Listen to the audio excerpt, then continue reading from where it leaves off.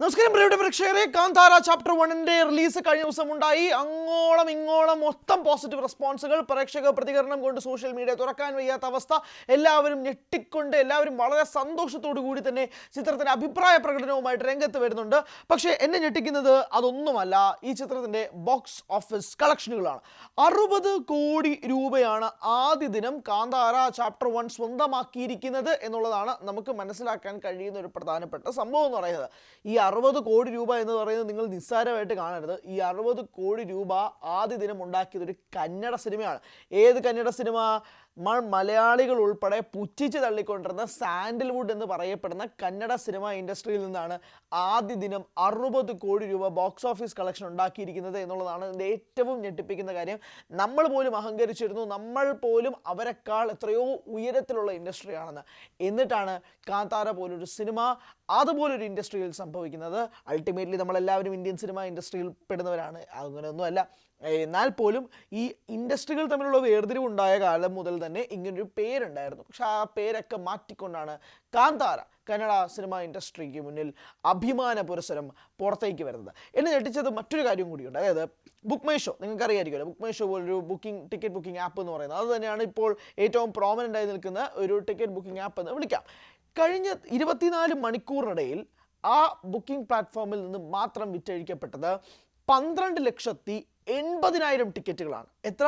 12,80,000 ticket, അതായത് 1.28 million tickets ആണ് book my show എന്ന ആപ്പ് വഴി മാത്രം വിറ്റഴിക്കപ്പെട്ടത്. അതിനുശേഷമുള്ള ടിക്കറ്റുകൾ കൗണ്ടർ ടിക്കറ്റ്സ് ഉണ്ടാവാം, വേറെ ബുക്കിംഗ് ആപ്പുകൾ വഴിയുള്ള ടിക്കറ്റുകൾ ഉണ്ട്.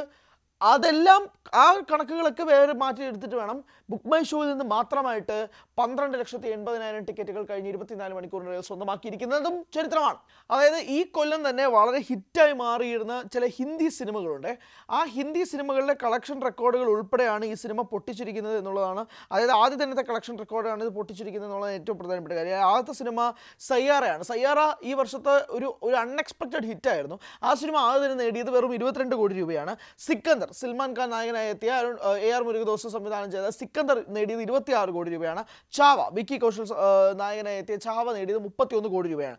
ഈ സിനിമകളുടെയൊക്കെ ആദ്യ ദിനത്തെ കളക്ഷൻ പൊട്ടിച്ചുകൊണ്ടാണ് കാന്താര ചാപ്റ്റർ 1 ഇപ്പോൾ 60 കോടിയായിട്ട് രംഗത്തെത്തിയിരിക്കുന്നത്. പക്ഷേ പൊട്ടിക്കാത്ത ഒരു റെക്കോർഡുണ്ട്. അത് ലോകേഷ് കനകരാജ് സംവിധാനം ചെയ്ത രജനീകാന്ത് നായകനായ കൂലി എന്ന സിനിമയാണ്. ആ ചിത്രത്തിൻ്റെ ആദ്യ ദിന കളക്ഷൻ 65 കോടി രൂപയായിരുന്നു. കാരണം ഇതിൻ്റെ പ്രീ ബുക്കിങ്ങുകളൊക്കെ ആണല്ലോ ആദ്യത്തെ ദിവസത്തെ പ്രധാനപ്പെട്ട കാര്യങ്ങളായിട്ട് മാറുന്നത്. അന്ന് എനിക്ക് തോന്നുന്നു കൂലി റിലീസായ സമയത്ത് ആദ്യ ദിവസത്തെ മിക്ക ഷോകളും ഒക്കെ തന്നെ നേരത്തെ ഹൗസ്ഫുള്ളായി മാറിയത്. പിന്നീടാണ് നെഗറ്റീവ് റിവ്യൂസ് ഒക്കെ വന്നിട്ട് പിന്നീട് തിയേറ്ററുകളിൽ പരാജയമായി മാറുകയും ചെയ്തത്. അതുകൊണ്ട് കൂലിയുടെ ആദ്യ ദിനം 65 കോടി രൂപയുണ്ടായിരുന്നു. അത് കാന്താരയ്ക്ക് ബ്രേക്ക് ചെയ്യാൻ സാധിച്ചില്ല എന്നുള്ളത് വസ്തുതയാണ്. എന്നാൽ പോലും ബോക്സ് ഓഫീസ് കളക്ഷനുകൾ വെച്ചിട്ട് 1000 കോടി എന്ന് പറയുന്ന ആ ഒരു മാജിക്കൽ ഫിഗറിലേക്ക് ഈ സിനിമ നീളുകയാണെന്ന കാര്യത്തിൽ തർക്കമൊന്നുമില്ല. കാരണം അത് ആദ്യ ദിനത്തെ കളക്ഷൻ കൊണ്ട് മാത്രം സൂചിപ്പിക്കുന്നതല്ല, ഇന്ത്യ ഒട്ടാകെ തന്നെ ഈ സിനിമ വലിയൊരു തരംഗം സൃഷ്ടിക്കുന്നുണ്ട്.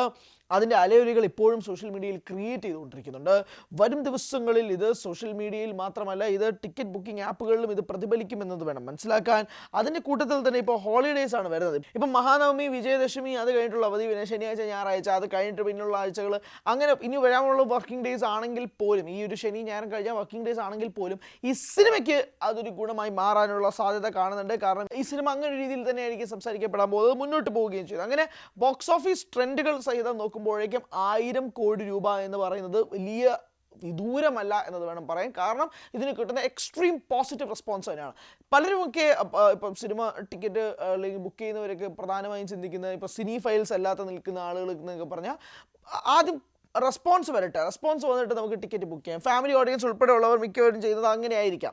ആദ്യം റെസ്പോൺസ് വന്നിട്ട് അത് പോസിറ്റീവ് റെസ്പോൺസ് ആണെങ്കിൽ നമുക്ക് സിനിമയ്ക്ക് ടിക്കറ്റ് ബുക്ക് ചെയ്യാം, കുടുംബവുമായിട്ട് മുന്നോട്ട് പോകാം എന്നുള്ളതാണ്. പക്ഷേ കഴിഞ്ഞ ദിവസം വന്നത് എക്സ്ട്രീം പോസിറ്റീവ് റിവ്യൂസാണ്, എക്സ്ട്രീം പോസിറ്റീവ് റെസ്പോൺസാണ്. അതായത് പോസിറ്റീവ് ഒന്നും പറയാൻ പറ്റത്തില്ല, ഫിലിം ഓഫ് ദി ഇയർ എന്നൊക്കെ വിളിക്കുന്ന രീതിയിൽ വരെ കാന്താരയെ വാഴ്ത്തിയവരുണ്ട്. 2022 അതിൻ്റെ ആദ്യ ഭാഗമായ കാന്താര ചാപ്റ്റർ 2 വന്നതിനേക്കാൾ ഇരട്ടി ഗൂസ് ബംസോടുകൂടി കാന്താര ചാപ്റ്റർ 1 പ്രേക്ഷകന് കിട്ടുന്നുണ്ടെന്നൊക്കെ പറഞ്ഞുകൊണ്ടുള്ള റെസ്പോൺസുകളൊക്കെ തന്നെ കുറേയധികം സോഷ്യൽ മീഡിയയിൽ കാണുകയും ചെയ്തിരുന്നു. അതെല്ലാം കണ്ട് പ്രേക്ഷകർ വളരെ ത്രില്ലായിട്ട് കഴിഞ്ഞ ദിവസത്തെ ഫസ്റ്റ് ഷോയും സെക്കൻഡ് ഷോയൊക്കെ കാണാൻ ഹൗസ്ഫുള്ളായിരുന്നു. ഹൗസ്ഫുൾ എല്ലാ മേജർ സെൻറ്റേഴ്സിലും ഹൗസ്ഫുൾ. എക്സ്ട്രാ ഷോസ് വരെ രാത്രി 12 മണിക്ക് ചാർട്ട് ചെയ്ത തിയേറ്ററുകൾ ആദ്യ ദിവസത്തിൽ തന്നെ ഉണ്ടാകുന്നുണ്ട്. വരും ദിവസങ്ങളിൽ അത് ഉണ്ടാകുന്ന കാര്യത്തിൽ തർക്കമൊന്നുമില്ല. അങ്ങനെ ഒരു കന്നഡ സിനിമയായി ഋഷഭ് ഷെട്ടി ഒരു കന്നഡ സിനിമയുമായി വന്ന് ഇന്ത്യൻ ബോക്സ് ഓഫീസ് തകർക്കുന്ന കാഴ്ച. അദ്ദേഹത്തിൻ്റെ സ്ക്രിപ്റ്റ് വർക്ക്, അദ്ദേഹത്തിൻ്റെ ഡയറക്ഷൻ, അദ്ദേഹം തന്നെ അഭിനയിക്കുന്നു. ഈ ഡയറക്ഷൻ എന്ന് പറയുന്നത് തന്നെ വലിയ പാടുപെട്ട പണിയാണ്, തലവേദന പിടിച്ച പണിയാണ്. അതിൻ്റെ കൂട്ടത്തിൽ അയാൾ നായകനായിട്ട് അഭിനയിക്കുന്നു. അതേ വ്യക്തി ചെയ്യുന്ന ക്യാൻവാസ് ഇത്രയും വലുതാണ്. ഇത് എങ്ങനെ പറ്റുന്നു എന്നൊക്കെ സത്യം പറഞ്ഞു കഴിഞ്ഞാൽ ഈ സിനിമ കാണുന്ന ആരും ചിന്തിച്ചു, എങ്ങനെയാടാ ഇത് നായകനായി വന്ന് ഒരു ഡയറക്ടറാവുന്നു, രണ്ടും ഒരേപോലത്തെ ഒരു വലിയ ക്യാൻവാസിൽ ഒരു സിനിമ ചെയ്തെടുക്കുക എന്ന് പറയുന്നത് നിസ്സാരപ്പെട്ട പരിപാടിയല്ലേ. ഇപ്പോൾ നമ്മൾ SS രാജമൗലി എന്ന സംവിധായകനെ പറ്റി വാഴ്ത്തി പാടുന്നുണ്ട്. SS രാജമൗലി സംവിധാനം ചെയ്ത സിനിമകളിൽ അദ്ദേഹം അഭിനയിക്കാറില്ല, അദ്ദേഹം നായകനായിട്ട് വരാറുമില്ല. ആ ഡയറക്ഷനിൽ തന്നെ നമ്മൾ ഞെട്ടിപ്പോകാറുണ്ട് അല്ലേ. പ്രശാന്ത് നീൽ എന്ന സംവിധായകനെ കുറിച്ച് നമ്മൾ ഇതുപോലെ സംസാരിക്കാറുണ്ട്. പ്രശാന്ത് നീൽ നായകനായിട്ട് വരാറില്ല. പക്ഷെ ഇതുപോലൊരു ബ്രഹ്മാണ്ഡ സിനിമ എടുത്തു വെച്ചിട്ട് ആ സിനിമയിൽ നായകനായിട്ട് അഭിനയിക്കുക. പിന്നെ ഈ പറയപ്പോലും സിനിമകൾക്കൊന്നുള്ള ബഡ്ജറ്റ് അല്ല കാന്താരയ്ക്കുള്ളത്, 125 കോടി രൂപയാണ്. ഈ 125 കോടി രൂപയുടെ സ്പെക്ടാക്കിൾ സ്ക്രീനിൽ കാണപ്പെടുക എന്ന് പറയുന്നത് നിസ്സാരപ്പെട്ട പരിപാടിയല്ല. ഇതെല്ലാം തന്നെയാണ് ഏറ്റവും കൂടുതൽ ചർച്ചയാവുന്നത്. അതായത് ഓംബാലെ ഒരു 125 മുതൽ 130 കോടി രൂപ ഋഷഭ് ഷെട്ടിയുടെ കൈ കൊടുത്ത് വിശ്വസിച്ച് കൊടുത്തിട്ട് പറയുകയാണ്, എടുത്തോ, ഉപയോഗിച്ച് സ്ക്രീനിൽ കാണിച്ചതാ എന്ന് പറഞ്ഞു കഴിഞ്ഞിട്ട് ഞാൻ ഏറ്റെടുക്കുകയാണെന്ന് ഋഷഭ് ഷെട്ടി പറയുമ്പോൾ നായകനായി ഏറ്റെടുക്കുന്നു, തിരക്കഥാകൃത്തായിട്ട് ഏറ്റെടുക്കുന്നു, സംവിധായകനായി ഏറ്റെടുത്തുകൊണ്ട് സ്ക്രീനിൽ ആ പടം കാണിക്കുക എന്ന് പറയുമ്പോഴല്ലോ നിങ്ങൾ വെല്ലുവിളിക്കുകയാണ്. ഞാൻ 125 കോടി രൂപയാണ് ഈ സിനിമയുടെ ബഡ്ജറ്റ് എന്ന് പലരും വിശ്വസിക്കുമ്പോൾ പോലും ഞെട്ടുകയാണ്. മലയാള സിനിമ ഇൻഡസ്ട്രി ഓർമ്മപ്പെടുത്തുകയാണ്. അങ്ങനെ ഒരു സ്പെക്ടാക്കിൾ, ഒരു ചരിത്രം സൃഷ്ടിക്കാൻ പോവുകയാണ് കാന്താര. ബോക്സ് ഓഫീസ് കണക്കുകൾ എന്ന കാര്യത്തിൽ തർക്കമൊന്നുമില്ല. 1000 കോടിക്ക് അടുത്തേക്കോ അല്ലെങ്കിൽ 1000 കോടി കഴിയാനോ ഉള്ള എല്ലാ സാധ്യതകളും ഈ സിനിമയുമായി ബന്ധപ്പെട്ട് നിൽക്കുന്നുണ്ട് എന്നുള്ളതാണ് എൻ്റെ ഏറ്റവും പ്രധാനപ്പെട്ട വസ്തുത.